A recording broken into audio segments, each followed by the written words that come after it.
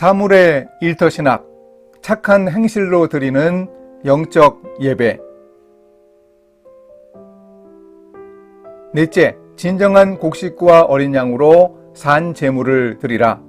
욕심이 하나님께 바람직한 예배를 드리지 못하게 하는 원인이라는 지적은 자본주의의 부작용인 물질 만능주의 시대를 살아가는 우리가 새겨들어야 할 교훈이다.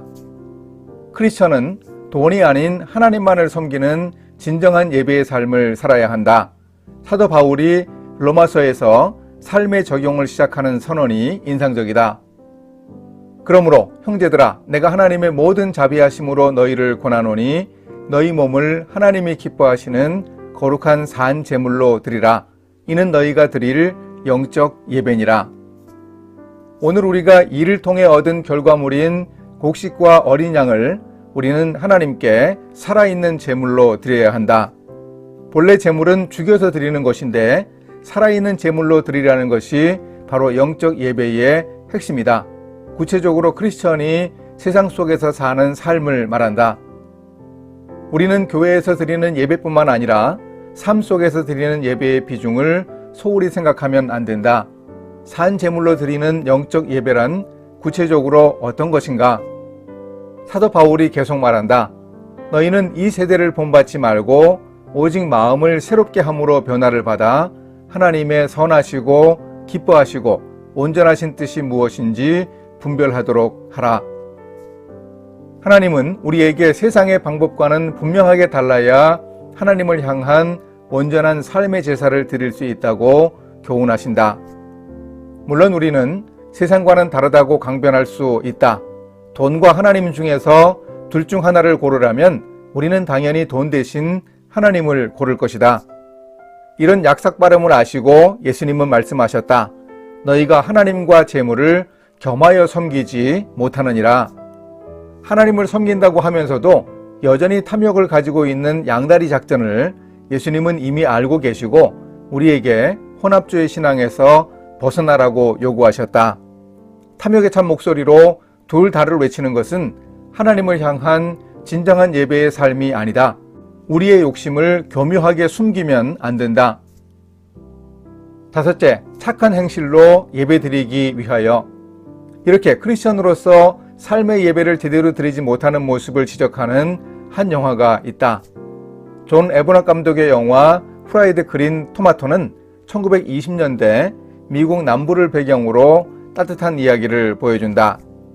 이찌라는 여인은 인생의 아픔을 겪은 루스와 우정을 키워가며 도움을 주고 살아간다. 두 사람은 프라이드 그린 토마토 요리를 전문으로 하는 휘슬스탑 카페를 열었다. 마을의 경찰관이 이찌가 흑인들에게 음식을 나눠주는 것을 그 카페에 오는 사람들이 못마땅하게 본다고 알려주었다. 미국에서 흑인에 대한 차별이 지금보다 훨씬 심하던 시대의 이야기이다. 하지만 이찌는 개의치 않았다. 계속해서 소외된 사람들에게 도움을 주는 일을 포기하지 않았다. 또한 이찌는 뜨내기 노숙자 스모키에게 튀긴 닭과 으깬 감자와 옥수수를 접시 가득 담아주었다. 그런데 스모키가 손을 떨며 옥수수를 흘리는 모습을 이찌가 보았다. 이찌가 미안해하는 스모키에게 산보나 하자며 밖으로 데리고 나갔다. 스모키의 어깨를 감싸면서 이찌가 몰래 숨겨나온 위스키 병을 건넸다. 스모키는 알코올 중독으로 그렇게 수전증이 생긴 것을 이찌가 알고 있었다. 이찌가 걸으며 스모키에게 한 이야기를 해준다. 이찌의 죽은 오빠가 어릴 적에 해준 우스갯소리다. 눈앞에 보이는 움푹 팬 땅은 전에는 오리떼가 논일고 있던 호수였다. 11월이 되어 기온이 떨어지자 조지아로 가는 오리떼가 발에 얼어붙은 호수를 붙이고 날아가 버렸다는 황당한 이야기였다. 그런데 그 모습이 너무나 평화롭고 아름답다. 루스가 이찌와 스모키의 모습을 창가에서 지켜보고 있다가 감동을 받았다. 그날 밤 이찌의 배려로 스모키가 식당 창고에 누워 있었는데 담요를 들고 나타난 한 여인이 스모키의 몸을 덮어주었다. 루스였다. 놀라 깨어난 스모키가 루스에게 말한다. God bless you. 이런 모습이 살아있는 제물로 드리는 삶의 예배이다. 이찌가 알코올 중독 노숙자 스모키에게 나눠준 음식과 위스키, 스모키의 추위를 막아주기 위해 덮어준 루스의 담요가 바로 오늘 우리 시대의 재물이다. 예수님이 말씀하신 빛과 소금으로 사는 삶은 바로 착한 행실이다. 우리의 일터에서 신앙이 없는 동료들은 우리가 가진 종교성, 즉 세상에서 보여주는 교회 생활의 흔적을 보고는 전혀 감동받지 않는다.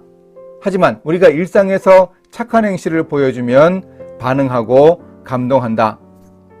세상과 일터에서 우리가 크리스천의 정체성을 세우면서 삶의 예배를 제대로 드릴 때 우리는 크리스천의 영향력을 드러낼 수 있다.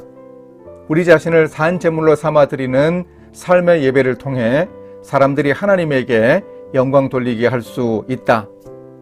이런 삶의 예배를 실천해야 오늘날 한국교회가 세상에서 잃어버린 명예를 회복할 수 있다.